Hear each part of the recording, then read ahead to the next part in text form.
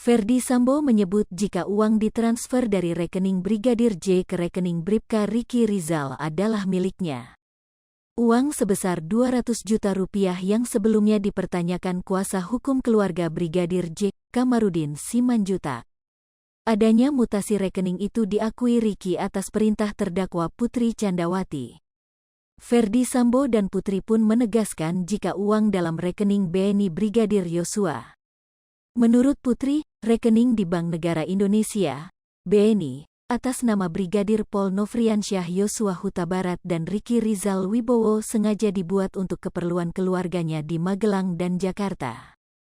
Jadi pertanyaan kenapa Ferdy Sambo membuat rekening untuk keperluan rumah tangga bukan atas namanya ataupun istrinya?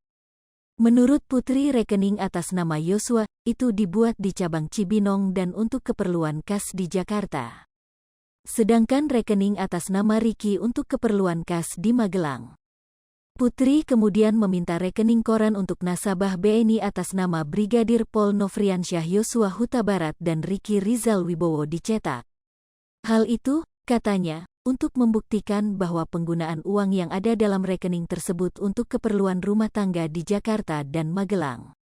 Uang senilai 200 juta rupiah milik Brigadir Nofriansyah Yosua Huta Barat alias Brigadir J ternyata ditransfer ke rekening milik terdakwa Ricky Rizal pada tanggal 11 Juli tahun 2022.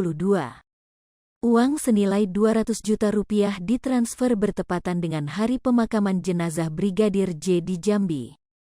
Hal itu diungkapkan seorang pegawai Bank BNI, Anita Amalia Dwi Agustin, saat bersaksi di Pengadilan Negeri Jakarta Selatan, Senin, tanggal 21 November tahun 2022. Awalnya, Anita mengatakan melalui data rekening koran terdapat uang masuk 100 juta rupiah yang ditransfer sebanyak 2 kali ke rekening Ricky. Menurut dia, pemindahan uang itu terjadi setelah kejadian pembunuhan terhadap Brigadir J pada tanggal 11 Juli tahun 2022. Penerimanya Bribka Ricky Rizal Wibowo. Pemindahan uang itu dilakukan melalui aplikasi bank daring milik Brigadir J. Anita tidak mengetahui pihak yang menggunakan aplikasi bank daring itu.